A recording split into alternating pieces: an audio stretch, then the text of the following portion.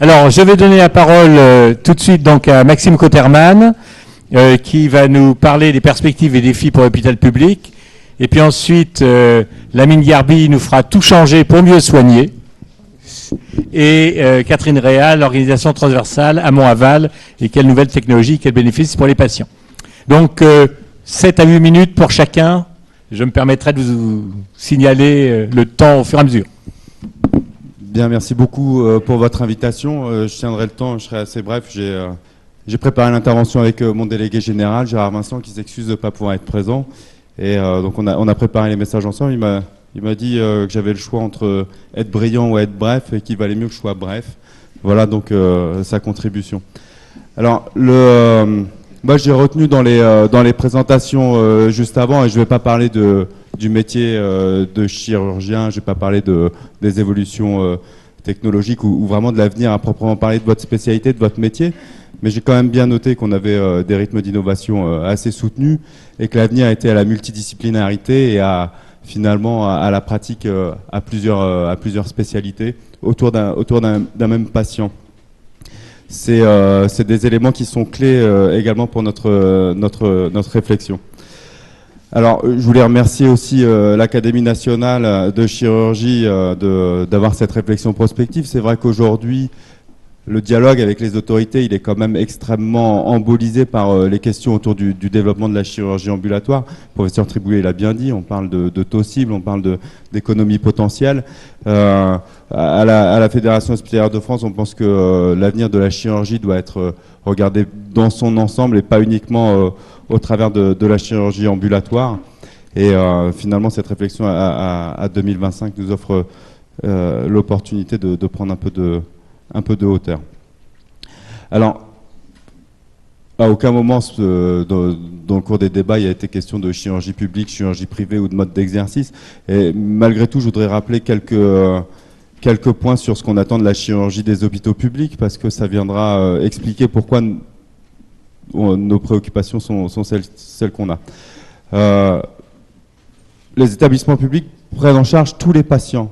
Les établissements publics prennent en charge les patients, quelle que soit leur pathologie, leurs caractéristiques sociodémographiques, quels que soient leurs moyens et quel que soit leur mode d'admission. C'est la définition du service public. C'est la principale spécificité de nos établissements, c'est que notre offre chirurgicale est extensive. On va de la chirurgie de proximité à la chirurgie de recours, voire même de recours exceptionnel. Et on assure dans la grande majorité des cas la permanence des soins. 40% de notre chirurgie, 40% de notre activité arrive via les urgences. Est-ce que c'est des interventions urgentes? Est-ce que ça peut être reprogrammé? Est-ce que c'est des vraies urgences? Je ne suis pas persuadé, mais en tout cas, c'est un élément clé de notre chirurgie, c'est qu'elle est majoritairement non programmée. Au-delà de la réalisation des actes chirurgicaux, les chirurgiens du public sont extrêmement mobilisés dans tout ce qui est concertation pluridisciplinaire. C'est vrai sur la cancérologie, ça se multiplie sur un certain nombre d'activités, que ce soit la transplantation, l'obésité. Le rapport de l'Académie nationale en donne quelques illustrations. Donc on a des chirurgiens qui sont impliqués dans les actes, qui sont aussi impliqués dans la définition des conduites à tenir médico-chirurgicales. Enfin, la chirurgie publique, c'est aussi la formation des internes et c'est aussi la recherche et le développement. On a vu, les innovations sont nombreuses. Elles sont en partie, mais pas que, le fruit du travail des équipes du public. Donc la chirurgie du public, c'est tout ça. C'est des spécificités par rapport aux autres modes d'exercice. Alors, si on veut à l'avenir continuer à développer cette offre, on a identifié au niveau de la FHF deux leviers clés et deux réflexions importantes à mener. La première, elle concerne le renforcement de l'attractivité de l'exercice à l'hôpital public. Et on verra que nous, on a peu de recommandations à faire en matière de formation, en matière de démographie médicale. En revanche, il faut qu'on s'interroge sur les conditions d'exercice des chirurgiens à l'hôpital public, ce qui fait qu'on est attractif et ce qui fait que vous allez rester à l'hôpital public tout au long de votre carrière et pas claquer la porte un jour donné. Donc ça, c'est le premier levier de réflexion qui est ouvert à la fédération. Le deuxième levier important, c'est celui d'une organisation territoriale de la chirurgie. Alors, vous savez que c'est un élément clé de la stratégie et du discours de la fédération. La stratégie de groupe, la coopération, la mutualisation quand il le faut et quand c'est possible, c'est vraiment le cœur de la stratégie de groupe que promeut la fédération hospitalière. Et en matière de chirurgie, je voudrais juste faire un point sur finalement ces forces qui sont à l'œuvre et qui nous poussent à devoir aller plus vite et à avoir plus d'ambition. Je vous rappelle qu'on a plusieurs centaines de sites autorisés à la chirurgie dans le public. Alors, ces forces qui nous poussent à s'interroger sur l'attractivité et sur l'organisation territoriale, c'est en premier lieu la spécialisation, vous l'avez bien dit. On identifie de plus en plus, que ce soit par le biais des techniques ou par le biais des pathologies, on identifie de plus en plus des centres de référence. Ces centres de référence, ils vont se multiplier. C'est vrai qu'il faut penser à organiser le recours et l'adressage vers ces centres de référence sans pour autant dépouiller les centres de périphérie de l'offre qu'ils ont vocation à offrir dans la proximité. Deuxième driver finalement de cette nécessité de territorialiser, c'est la rareté des ressources qui nous impose une réflexion collective. Alors, rareté du temps médical qui a été amplifiée dernièrement par les évolutions réglementaires et la mise en œuvre de la réglementation européenne sur la récupération et sur le repos de sécurité. Rareté du temps médical et rareté des capacités d'investissement. Le rythme des innovations et le fait que nos blocs opératoires doivent évoluer vers des plateaux techniques interventionnels, tout ça nécessite d'être capable d'investir, investir pour l'innovation d'ailleurs, ou investir y compris pour le renouvellement des équipements, ce qui y compris parfois est problématique. Et on doit retrouver des marges de manœuvre pour avoir ces capacités d'investissement. Donc nous on promeut une organisation territoriale des activités. Demain, on souhaite que l'offre de proximité soit préservée, que le recours soit organisé, que la permanence des soins continue à être assurée. Et pour cela, les établissements vont devoir travailler ensemble. En 2025, il est probable que les équipes chirurgicales seront plus grosses. Et ça, l'Académie nationale de chirurgie insiste là-dessus. Des équipes plus étoffées, que la permanence des soins continuera à se concentrer. Les agences régionales de santé ont commencé ce travail. Il faut continuer à concentrer la permanence des soins. Des sites de chirurgie ambulatoire éventuellement autonomes seront exploités à plusieurs établissements. Les plateaux techniques, certains plateaux techniques concentreront les innovations technologiques et l'offre chirurgicale sera davantage aussi déployée sous forme de consultations avancées. Alors on a besoin des leaders de la chirurgie, leaders de spécialité pour promouvoir cette vision aussi. Et je pense que c'est le cas aujourd'hui. C'est un lieu commun de dire que demain tout le monde ne pourra pas tout faire, mais je pense que dans l'organisation territoriale et dans les projections d'organisation qu'on doit faire, il faut aussi parler de ce qui doit rester en périphérie. Il faut aussi parler de ce qui restera et de la façon d'intégrer les équipes de périphérie, ce qui est vraiment capital. Il faut que les CHU et les centres de référence organisent le recours, mais aussi, comme le dit le président des présidents de CME, il faut que les CHU organisent le retour vers les établissements de périphérie. Enfin, sur l'attractivité de l'exercice de la chirurgie à l'hôpital public, la réflexion est ouverte. L'exercice demain sera multisite. Les contraintes de permanence des soins seront mieux partagées, mais elles continueront à exister. Et la chirurgie publique devra continuer à faire valoir ses atouts auprès des professionnels pour maintenir ses effectifs. C'est vrai qu'on part avec un déficit, notamment davantage de contraintes, permanence des soins, moins de rémunération, en tout cas en début de carrière. Mais on a d'autres avantages que sont l'accès aux activités de recherche et d'enseignement. On a l'accès à des responsabilités de management médical. On a la possibilité de se surspécialiser ou d'exercer dans un environnement davantage collectif au sein d'équipes chirurgicales et médico-chirurgicales. Pour autant, à la FHF, la réflexion sur les conditions d'exercice et sur les écarts de rémunération avec les autres modes d'exercice nous apparaît inévitable. Alors c'est vrai en chirurgie. C'est vrai aussi entre les spécialités. C'est un sujet qu'il faut ouvrir, au moins de manière aussi urgente que d'autres points qui font davantage polémique, comme la liberté d'installation ou l'accès au secteur 2.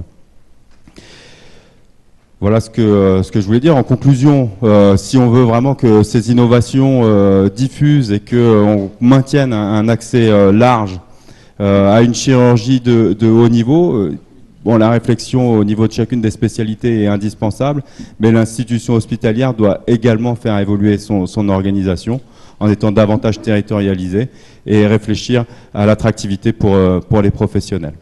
Je vous remercie.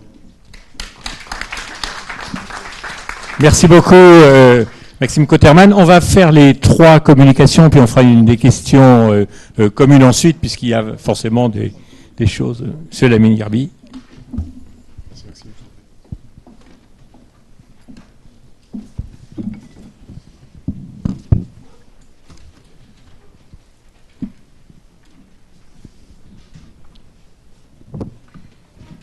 Voilà, merci pour votre accueil. Messieurs les présidents, chers docteurs, mesdames, messieurs, je suis heureux et honoré d'intervenir à l'occasion de cette séance à l'Académie nationale de chirurgie. C'est une première pour moi. Le sujet que vous avez choisi est le bienvenu. Les acteurs du monde de la santé, quels qu'ils soient, ont le devoir d'anticiper les évolutions, d'avoir une vision prospective de notre devenir collectif en santé. C'est une question de responsabilité. Responsabilité vis-à-vis des patients, responsabilité vis-à-vis des professionnels de santé, responsabilité vis-à-vis du système de santé dans sa globalité. Et si nous ne le faisons pas, qui le fera? La vision, les impulsions, les innovations, je crains que nous ne puissions guère les attendre des pouvoirs publics. La future loi de santé, par exemple, ne nous prépare en rien aux grands défis de demain dans le domaine de la santé. C'est incroyable. En préambule, je voudrais rappeler la place prise par l'hospitalisation privée que je représente ici, dans la chirurgie en France. Nous assurons 54% de la chirurgie, nous assurons aussi 66% de la chirurgie ambulatoire, 66%, pour laquelle nous sommes leaders, et 46% des séjours de chirurgie carcinologique ont lieu dans le privé. La chirurgie est vraiment emblématique de tous les bouleversements à venir, médicaux, technologiques et organisationnels. Les blocs chirurgicaux vont se métamorphoser grâce notamment à l'informatique, l'imagerie et la robotisation. Le virtuel, la réalité augmentée viendront en appui des professionnels de santé au service d'interventions moins intrusives. C'est aussi un enjeu de société. Avec le vieillissement de la population, les maladies chroniques, nos établissements doivent être prêts à prendre en charge des patients polypathologiques. Avec l'augmentation des maladies neurodégénératives, ce sont aussi souvent des patients particulièrement vulnérables qui devront être traités. On mesure dans ces situations l'importance de techniques plus douces, moins invasives. On mesure aussi ce que cela peut changer dans les relations entre les patients et les soignants.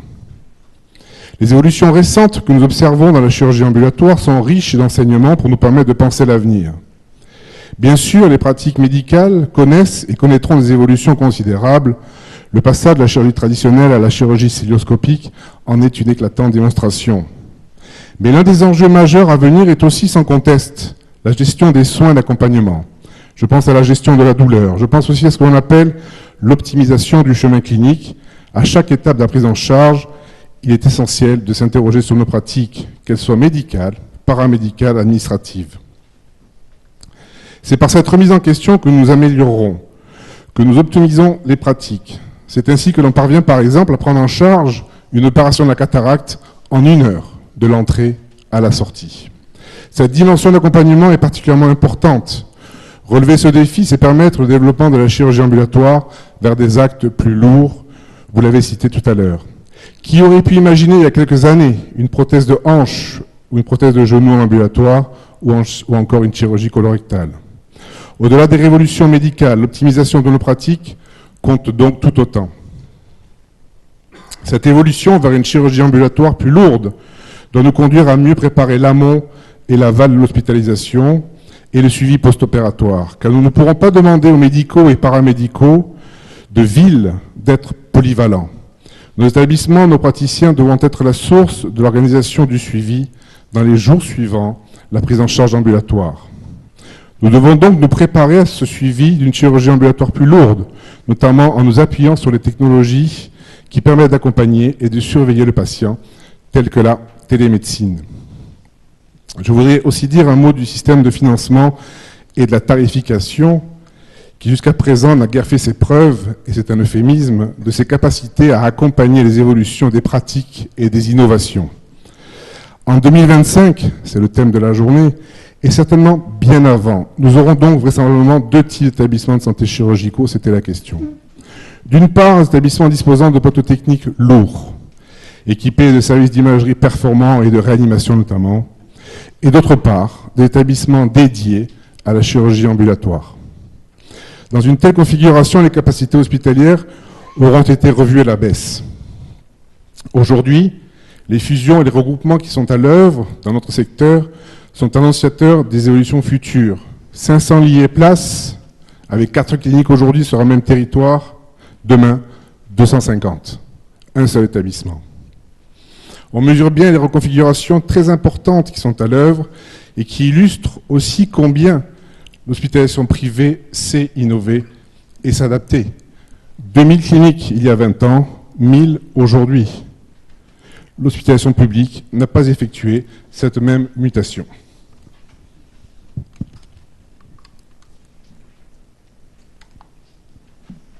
Mais, précisément, parce que nous faisons tous les jours la preuve de nos capacités d'anticipation et d'innovation au service du patient, je ne peux pas déconnecter cette intervention du contexte général dans lequel elle s'inscrit.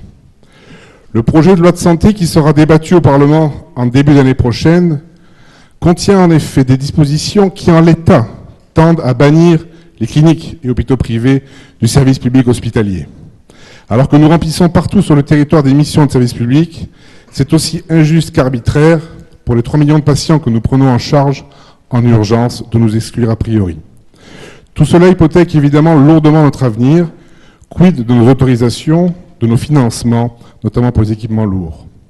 Aujourd'hui, vous l'avez compris, c'est l'inquiétude qui prévaut dans notre secteur pour les millions de patients que nous prenons en charge dans nos 1000 établissements. Et bien sûr, pour nos 250 000 collaborateurs qui travaillent au service du bien collectif. Nous sommes fiers de ce que nous faisons grâce au professionnalisme et au talent des chirurgiens qui travaillent au sein de nos établissements. Et donc, nous n'avons qu'une seule volonté, continuer à prodiguer le meilleur service et le meilleur soin aux patients. Chirurgie, oui, chirurgie ambulatoire aussi, mais demain, serons-nous capables de réaliser les missions que nous faisons aujourd'hui? Grosse inquiétude au sein de la Fédération. C'est le message également que je voulais transmettre au sein de cette noble académie. Je vous remercie. Merci beaucoup de votre présentation.